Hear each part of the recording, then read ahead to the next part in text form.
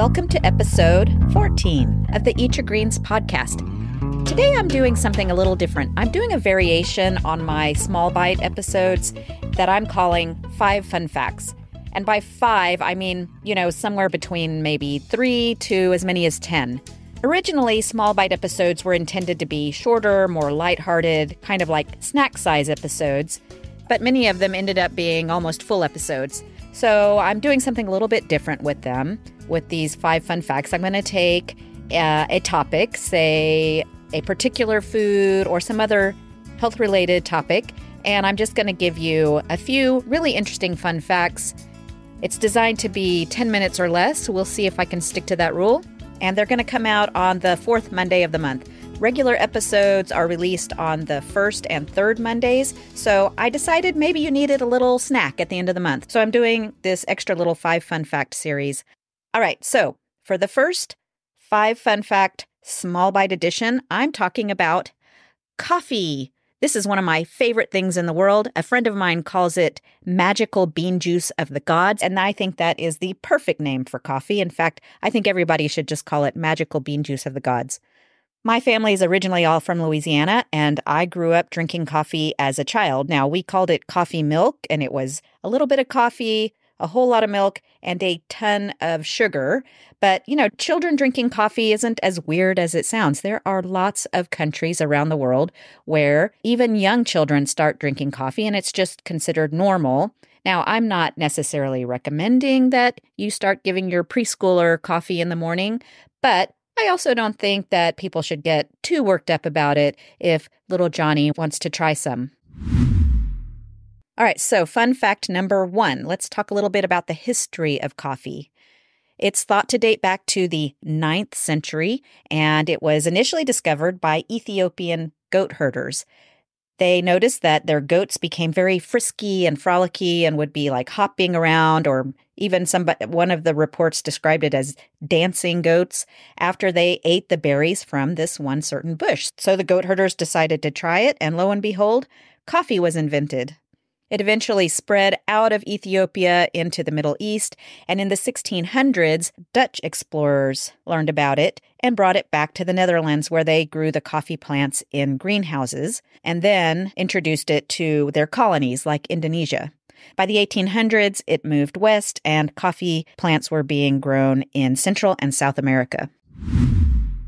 Fun fact 2, let's do some trivia. What are the top 5 countries in the world for coffee consumption? The Nordic countries win the prize. That's places like Finland, Sweden, Iceland, Norway, and Denmark. Maybe they like coffee because it's so cold up there. I don't know. Let me know if you're from one of those countries. Despite that, Albania actually has more coffee shops or cafes per capita than any country in the world. According to the National Coffee Association, approximately 7 million tons of green coffee, that's coffee beans before they're roasted, are produced worldwide each year, making it the 2nd most traded commodity after oil. Fun fact number 3. Although we always call it a coffee bean, it's not a bean. It's not a legume. That thing that we roast and grind is actually the pit of a fruit. That's the coffee cherry. That fruit is edible. When I visited Thailand in 2023, I got to visit a coffee farm. I got to eat some of the cherries right off of the bush. They were pretty nice. They had kind of a mild, sweet flavor. So if you ever get the opportunity to try them, go for it. Fun fact number 4. It's hotly debated whether or not coffee is good for you or bad for you. It seems like if you go on the internet, if you look at the media, the news, every week you're going to see a different opinion, with some people claiming that it's horrible for your health and others talking about a million different health benefits. So what's the truth? Well, I'll start with a disclaimer. If you have heartburn, or also called gastroesophageal reflux disease, coffee can make that worse, so you might want to avoid it. Also, heavy coffee consumption in women can increase their risk for fractures, and caffeine from any source, of course, can raise your blood pressure, and it can worsen glaucoma. That's increased pressure inside your eyeball, which can cause blindness. So if you're at risk for any of these disorders or actually have them, definitely avoid it, or at least don't overdo it. But the people who claim that there are lots of health benefits are also correct. So let's talk about some of the benefits. The most commonly known one, everybody is aware of this, it boosts your alertness and energy. Some little known facts about caffeine. Light roast coffee actually has more caffeine than dark roast. That morning cup of light roast that you made in your drip coffee maker has more caffeine than espresso. In fact, espresso only has about a third of the caffeine of a cup of drip coffee. Another well-known benefit is the improvement in cognitive function. People feel like they can focus better. It improves memory and decision-making skills.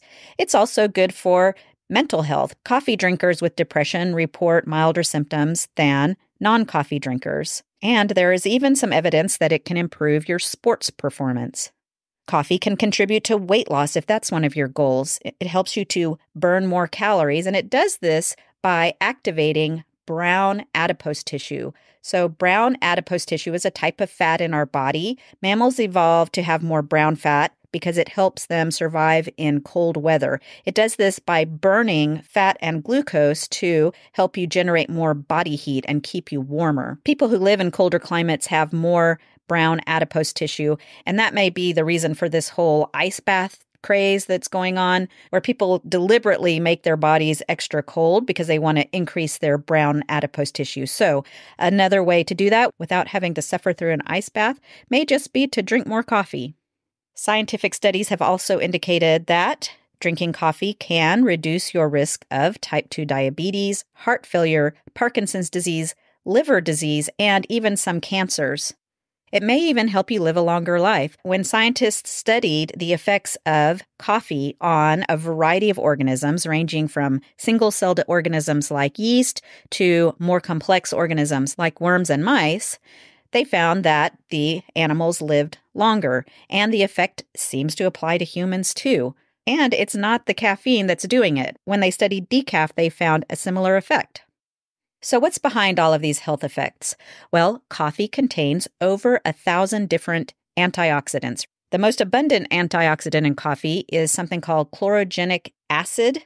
You can find coffees on the shelves that are touted as being low acid, but unfortunately, what they're taking out is the chlorogenic acid that's giving you a lot of the actual health benefits of coffee. Chlorogenic acid is destroyed by high heat, so that's another reason to go with a medium or light roast. And drip coffee that goes through a filter has higher levels of chlorogenic acid as well. Another abundant type of antioxidant in coffee is flavonoids. Flavonoids are what makes red wine so popular. When you hear about reports of the health benefits of red wine, it's attributable to the flavonoid content of the red wine. But here's the thing. Coffee and even dark chocolate has more flavonoids than wine. So it would probably be healthier to skip the alcohol and just have a nice cup of coffee with a little square of dark chocolate.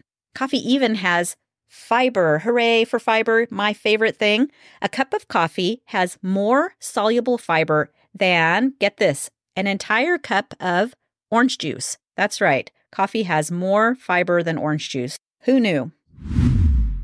Fun fact number 5. Did you know that some coffee beans are actually harvested from animal poop? That's right, animal poop. Remember when I said that coffee is not a bean, it's the pit from the coffee cherry fruit? Well, animals will eat the fruit and then they poop the pits out. The poop is then collected and the beans are removed and turned into coffee. Sounds gross, right? But here's the thing. Poop coffee is the most sought after and expensive coffee in the world. One of the types, Kopi Luwak, from Thailand, costs up to $600 a pound. It comes from the poop of an animal called the palm civet. A civet is kind of like a cat, but not quite. When I was in Thailand and I visited that coffee farm, the guide told a story about how the coffee farmers would run off or even kill the civets because they kept eating their crop and cutting into their profits.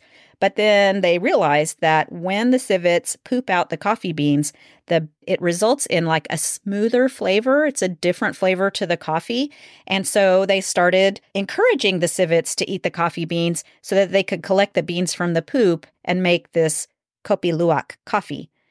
Now, that's not the most expensive type of coffee. The most expensive coffee is called black ivory, and it's harvested from elephant droppings. If you want to buy some of this, it's going to set you back $1,500 a pound. And just for the record, I want to say, no, I did not try either of these types of poop coffee while I was in Thailand. All right, that's it for this small bite fun fact episode. Whether you're a coffee drinker or not, I hope you enjoyed this episode. Maybe it energized you to follow the Eat Your Greens podcast on whichever app you use. And if you feel extra motivated, I would really appreciate it if you would go and give it a 5-star rating and leave a review. If you'd like a free guide to transitioning to a plant-forward lifestyle, head over to the Eat Your Greens website. That's www.eatgreenswithdrblack.com. You can scroll to the bottom of any page and subscribe. You'll get an update whenever I release a new episode, and I'll include a link for your free guide. Thanks for listening, and don't forget to eat your greens.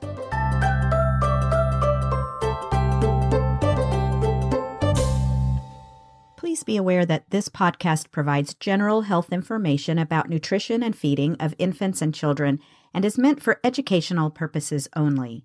It's not intended to replace the important relationship between a parent, child, and pediatrician. If you have concerns about your child's nutrition, health, or growth, please consult your doctor.